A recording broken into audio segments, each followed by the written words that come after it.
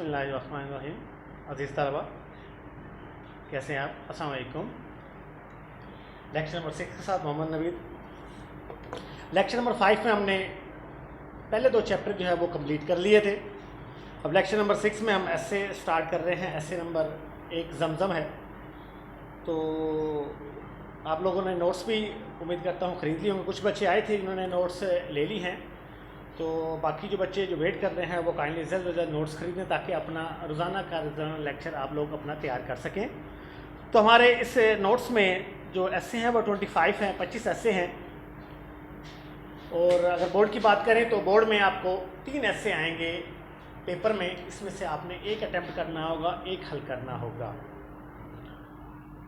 तो आज हम अपना पहला ऐसे जो कि जमज़म है, आप नोट्स ओपन कर लें। नोट्स की फहरिस्त आप ओपन करें। फहरिस्त में पेज नंबर जो है 4 है, ओपन करें। उसमें आप देख रहे होंगे कि ऐसे नंबर 1 जमज़म है, वो आप लोगों ने ओपन कर लेना है। हम शुरू करते हैं। ऐसे नंबर 1 जमज़म। मक्का मुअज़्ज़मा की मस्जिदुल हराम से 15 किलोमीटर के फासला जनूब मशरिक़ के हुजरे असवद की सीध में एक कुआं वाक़िया है, जिसके पानी को आब जमज़म कहते हैं। कुआं काबा शरीफ से भी कदीम है और इसकी गहराई के बारे में ख्याल किया जाता है कि ये 140 फुट है, लेकिन हालिया पैमाइश पर 207 फुट गहरा पाया गया है। मुमकिन है कि पानी की मुसलसल नकासी की वजह से ये और भी नीचा हो गया हो। मुसलमानों के नज़दीक इसका पानी मुतबर्रिक समझा जाता है। नबी करीम सल्लल्लाहु अलैहि वसल्लम ने इसे खड़े होकर पिया और खुसूसी दुआ फरमाई, ए अल्लाह, मैं तुझसे सवाल करता हूँ एक ऐसे इल्म का जो फ़ायदा देने वाला हो और ऐसे रिज़्क़ का जो मुझे खुले दिल से अता किया जाए, और मुझे तमाम बीमारियों से शिफा मरहमत फरमा। अल्लामा इकबाल यहाँ पर क्या खूब फरमाते हैं, दिल से जो बात निकलती है असर रखती है, दिल से जो बात निकलती है असर रखती है, पर नहीं ताकत है परवास मगर रखती है। कि इंसान दिल से जो भी दुआ करे, जो भी तमन्ना करे, जिस किस्म की रब से भी इल्तिजा करे, अगर वो दिल से की जाती है तो वो ज़रूर ज़रूर अल्लाह ताला तक पहुँचती है। बज़ाहिर उस दुआ के पर नहीं है, लेकिन वो परवास करने की और उड़ने की सलाहियत और क़ुव्वत रखती है। आज से हज़ारों साल पहले की बात है कि आजकल जहाँ मक्का मुकरमा का मुतबरिक शहर आबाद है, वहाँ रेत और सड़ी हुई पहाड़ियों के सिवा कुछ नहीं था। दूर दूर तक किसी जानदार का गुमान न था। उस ज़माने में अल्लाह ताला ने हज़रत इब्राहीम अलैहिस्सलाम को हुक्म दिया कि अपनी बीवी हज़रत हाजरा अलैहिस्सलाम को उनके नौ मौलूद नए पैदा होने वाले बच्चे हज़रत इस्माइल अलैहिस्सलाम के हमरा मक्का की बेआबो गया बगैर पानी और बगैर घास वाली वादी में छोड़ आए। जब ये काफ़िला यानी ये तीनों लोग मंजिल मकसूद पर पहुँचे तो उस साबिर व शाकिर खातून, सब्र और शुक्र करने वाली औरत ने सिर्फ अपने एक मजाजी खुदा यानी अपने शोहर से हज़रत इब्राहीम अलैहिस्सलाम से पूछा कि क्या हमारा यहाँ आना और रहना अल्लाह के हुक्म की तामील में है, क्या रब की रज़ा इसी में है? तो हज़रत इब्राहीम अलैहिस्सलाम ने इस बात में यानी हाँ में जवाब दिया तो वो मुतमईन हो गई कि अब उनके लिए परेशानी की कोई बात नहीं है। जो उनको वहां लाया वही उनकी खबरगिरी देखभाल करेगा। माँ अपने नन्हे शेरखार को एक पहाड़ी की ओट यानी कि साए में बैठ गई। सूरज बुलंद होता गया, धूप की तेजी बढ़ती गई, जमीन तपी, हवा चली, गर्म लू के भभूके झोंके आने लगे, पानी की छागल यानी कि मशकीज़ा खुश्क होने लगा और ज़रा सी देर में वो मशकीज़ा सूख गई। माँ बच्चे के होंठ सूखे, फिर ज़बान खुश्क हुई। माँ घबराई, नन्हा सिसकियाँ लेने लगा। माँ के होश उड़ गए, अपनी प्यास भूल गई। बच्चे की हालत देखकर तड़पी, इधर उधर देखा, रेत के ज़र्रों के सिवा कुछ नज़र नहीं आया। ऊपर देखा, आसमान को दूर पाया, नीचे देखा, ज़मीन को तंदूर पाया। शेर उड़ते थे न धूप के मारे खिचार से, आहू मुंह न निकालते थे सब्ज़ा जार से, आईना महर का था मुकद्दर गुबार से, गुर्दों को तप चढ़ी थी ज़मीन के बुखार से। शेर उड़ते थे न धूप के मारे खिचार। शेर के घर को कहा जाता है कि गर्मी इस कदर ज़्यादा हो गई थी کہ شیر جو ہے وہ اپنے ہی گھر میں چھپے ہوئے تھے، آہو ہرن نہ نکلتے تھے سبزہ زار سے، ہرن جن کا ہر وقت کا یہی کام ہے کہ وہ چونکڑیاں بھرتے رہتے ہیں، چھلانگے لگاتے رہتے ہیں، لیکن شاعر یہاں پہ کہہ رہا ہے کہ گرمی اس قدر زیادہ تھی کہ جو مسلسل چھلانگے لگانے والے جانور ہیں وہ بھی اپنے ہی گھروں میں مطلب بیٹھے ہوئے تھے، وہ سبزہ دار میدانوں سے باہر نہیں نکل رہے تھے۔ آئینہ مہر کا تھا مقدر غبار سے، آئینہ چہرہ مہر سورج، مقدر یہاں پہ اس کا مطلب ہے میلا، غبار گرد سے۔ میدان کربلا میں گرمی میں شاعر بیان کر رہا ہے کہ ادھر اس جگہ پر اتنی زیادہ گرمی تھی کہ وہاں پر گرد اڑ رہی تھی، اب گرد اتنی زیادہ اڑی کہ وہ سورج کے چہرے پر جا کے پہنچی، اب سورج کا جو چہرہ ہے وہ گرد و غبار کی وجہ سے میلا ہو گیا تھا۔ اس کے بعد شاعر کہتا آخری مصرے میں کہتا ہے کہ گردوں کو تب چڑھی تھی زمین کے بخار سے، آسمان جو ہے وہ بھی زمین کے بخار کی وجہ سے بچ نہ سکا تھا، یعنی اس قدر گرمی پڑ رہی تھی، زمین تپ رہی تھی، اور تپتی ہوئی زمین سے جب حرارت اڑتی تھی تو آسمان پر پہنچتی تھی تو آسمان بھی اس حرارت کی وجہ سے گرم ہو گیا تھا۔ ان حالات میں حضرت حاجر علیہ السلام بے ساختہ پکاری، اے خدا پانی پانی ایک گھونٹ ایک قطرہ، میرے لیے نہیں میرے بچے کے لیے۔ شیرخوار حضرت اسماعیل علیہ السلام کے لیے، حضرت ابراہیم علیہ السلام کے خدا میں، اس بیاباں میں، اس صحرا میں، اس ریگستان یعنی کہ ریتلے میدان میں آگ کو باغ بنانے والے اس آگ کے دریا میں پانی کا چشمہ بہا، میرے ننھے کو پانی کا ایک قطرہ عطا فرما، اے اللہ مجھے اپنی جان کی پرواہ نہیں، اس ننھی جان پر کرم فرما۔ گرمی سے تپ رہے تھے جاندار اور دھوپ سے تپ رہے تھے کوہسار پہاڑ۔ بچہ پیاس سے بے ہوش ہو چکا تھا، کبھی کبھی ٹانگیں ہلا دیتا، اس نے اپنے منہ سے لعاب نکال کر اس کے منہ میں ڈالا، مگر دن کی تمازت ختم ہو، گرمی ختم ہو تو زندگی کی امید پیدا ہو۔ ذرا دیر کو بچے کی سانس کی حالت ٹھیک ہوتی، پھر وہی خشکی رگیں تک خشک کر دیتی۔ گرمی سے مضطرب تھا زمانہ زمین پر، بھن جاتا تھا جو گرتا تھا دانا زمین پر۔ اتنی زیادہ گرمی تھی کہ اگر دانا ابھی زمین پر گر جاتا تو وہ بھی بھن جاتا۔ آخرکار بچے کی حالت نہایت نازک ہو گئی۔ حضرت حاجر علیہ السلام پریشانی کے عالم میں کبھی صفا کی پہاڑی پر جا کر دیکھتی تو کبھی مروہ کی پہاڑی سے کہ شاید کہیں پانی لانے والا کوئی شخص نظر آ جائے جس سے مدد لی جائے۔ وہ اسی طرح پہاڑی پر دوڑتی رہی کہ 6 پھیرے مکمل ہو گئے۔ ایک دوسری روایت کے مطابق 7ویں مرتبہ اللہ تعالیٰ سے دعائیں کرتی ہوئی حضرت حاجر علیہ السلام دوڑی اور واپس آئیں تو دیکھا تو بچے نے زمین سے بے تابی سے جہاں ایڑیاں ماری اور رگڑی تھیں وہاں سے پانی کا چشمہ پھوٹ رہا تھا۔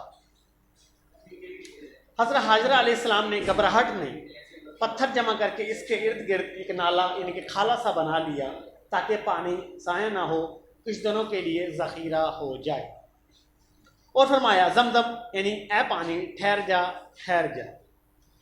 اسی سے چشمے کا نام زمزم ہوا اور اس کا پانی آب زمزم کہلاتا ہے، اور مقدس پانی گردانہ سمجھا گیا۔ اضطراری کیفیت میں یعنی کہ بے چینی کیفیت میں تحفظات کی اس کوشش کے بارے میں نبی کریم صلی اللہ علیہ وسلم نے فرمایا کہ اللہ تعالیٰ نے حضرت اسماعیل علیہ السلام کی والدہ پر رحم فرمائے کہ اگر وہ زمزم کے پانی کو ویسے چھوڑ دیتی تو اس کے ارد گرد دیوار یا منڈیر نہ بناتی تو زمزم ایک زبردست نہر کی صورت اختیار کر لیتا۔ اس سے آپ کی مراد یہ ہے کہ زمزم کا کنواں نہ ہوتا بلکہ ایک دریا ہوتا جو پورے عرب کو سیراب کر دیتا۔ حضرت حاجر علیہ السلام نے اس چشمے کے قریب اپنی رہائش اختیار کر لی تھی۔ چند ہی دن گزرے تھے کہ صحرا نشین، صحرا کے رہنے والے لوگ بدبوؤں کا ایک قافلہ قریب سے گزرا۔ انہوں نے اڑتے ہوئے اور چہچہاتے پرندے دیکھے تو خیال کیا کہ یہاں اس مقام پر کہیں پانی ہے۔ پانی کی تلاش اور جستجو انہیں حضرت حاجر علیہ السلام کے پاس لے آئے۔ حضرت حاجر علیہ السلام کے پاس پہنچ کر انہوں نے پانی پینے کی اجازت طلب کی حضرت حاجرہ علیہ السلام کی اجازت سے انہوں نے خود بھی پانی پیا اور اپنے اونٹوں کو بھی پانی پلایا۔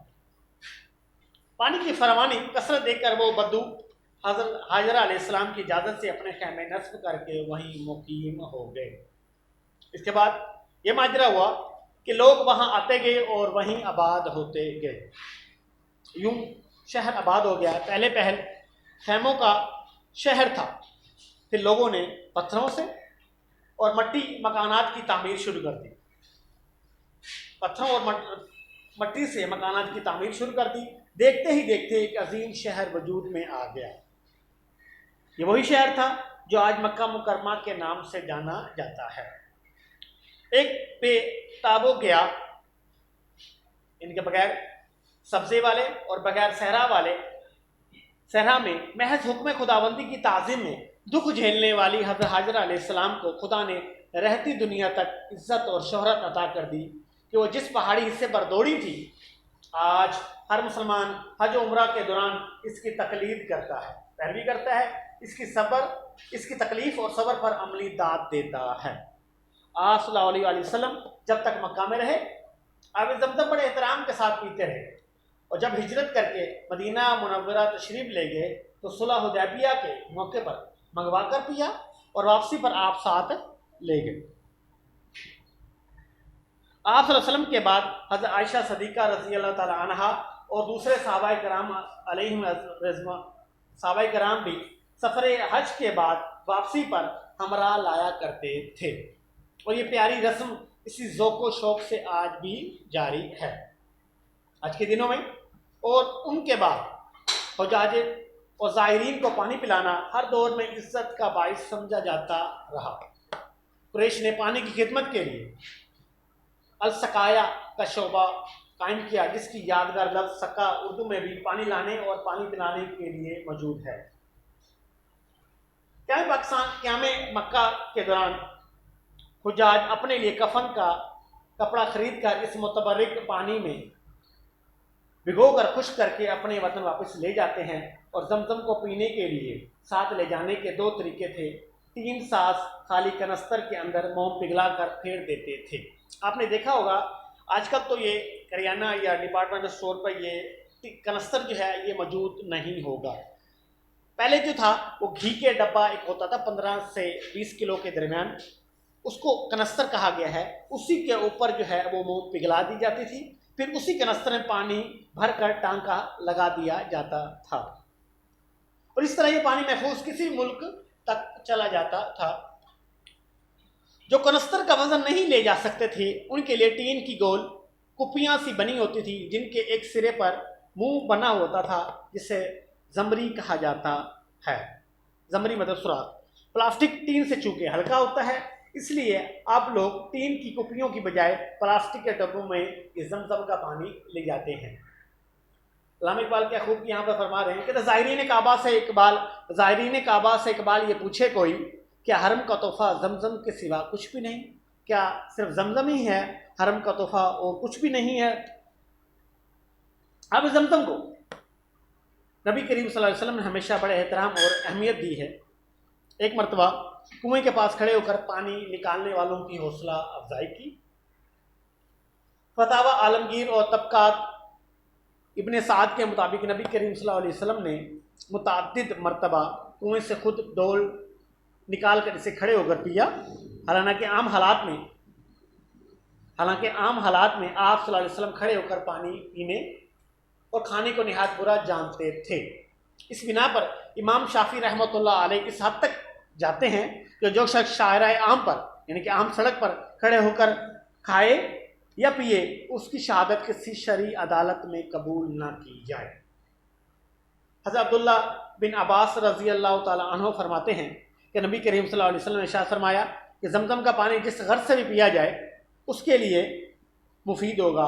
اگر شفا کی غرض سے پیا جائے تو اللہ تعالیٰ اس سے تسلی دے گا، اگر سیراب ہونے کے لیے پیو گے تو اللہ تعالیٰ تمہیں سیراب کرے گا، اور اگر تم اللہ سے کسی سلسلے میں پناہ لینے کے لیے پیو گے تو اللہ تمہیں پناہ دے گا، اور اللہ تعالیٰ کی طرف سے حضرت اسماعیل علیہ السلام کی سیرابی ہے۔ حضرت ابو ذر رضی اللہ تعالیٰ عنہ نے کعبہ شریف اور ان کے پردوں کے درمیان 40 दिन रात गुजारे اور ان کے پاس کھانے پینے کی کوئی چیز نہ تھی. وہ اس دوران آب زمزم پیتے رہے. نبی کریم صلی اللہ علیہ وسلم نے ارشاد فرمایا کہ ایک مکمل خوراک تھی اور بیماریوں سے شفا بھی. آب زمزم کے شفائی کمالات اور اس کے عجیب و غریب اثرات ساری دنیا کے لیے حیرت کا باعث رہے ہیں. یہ جاننے کی کوشش کرتے رہے ہیں کہ ان میں کون سے ایسے اجزاء ہیں جو اس پیاس کے لیے مسکن، بھوک کی تسلی اور بیماریوں سے شفا دینے والے ہیں. زمزم کے موجود کیمیائی عناصر کے بارے میں راجہ ابو سمن اور طرابلس کی ٹیم نے 1976 اور 1977 میں معلوم کیا کہ اس میں موجود کیمیائی عناصر کی ترکیب ملی گرام فی لیٹر یہ ہے. ٹوٹل ڈسولڈ سولڈس جو ہیں وہ 1620 ہیں. کلورین 234 ہے. کیلشیم کاربونیٹ 365 ہیں. سلفیٹ 190 ہے. کیلشیم پازیٹیو ہے. میگنیشیم بھی پازیٹیو ہے. سلفر نیگیٹیو ہے اور نائٹریٹس بھی نیگیٹیو ہے. مکہ مکرمہ سے 18 میل دور نہر زبیدہ کے دامن میں جبل عرفات کے قریب ایک کنواں واقع ہے. اس کے پانی کی کیمیائی اجزاء زمزم کے قریب قریب تر ہیں، لیکن جو کمال کی چیز آب زمزم میں ملتی ہے وہ اس کنویں میں نہیں. مشاہدہ کیا ہے کہ ذیابیطس یعنی کہ شوگر کا جو بھی مریض حج کرنے گیا اور اس نے باقاعدگی سے آب زمزم پیا، اس کے خون اور پیشاب سے شکر جو ہے وہ ختم ہو گئی. جتنی دیر وہ حجاز مقدس یعنی کہ سعودی عرب میں رہا اس کو انسولین کی بھی ضرورت نہیں پڑی. اسی طرح حج کے دوران بلڈ پریشر کے کسی مریض کو بھی کسی دوا کی ضرورت نہیں پڑی. زمزم پینے کے بعد پیٹ کی گرانی یعنی کہ بھاری پن فوراً ختم ہو جاتی ہے، تیزابیت جاتی رہتی ہے اور بھوک باقاعدگی سے لگنے لگتی ہے. آپ صلی اللہ علیہ وسلم نے ارشاد فرمایا اس کو رائے عرض پر سب سے بہترین، مفید اور عمدہ پانی آب زمزم کا ہے.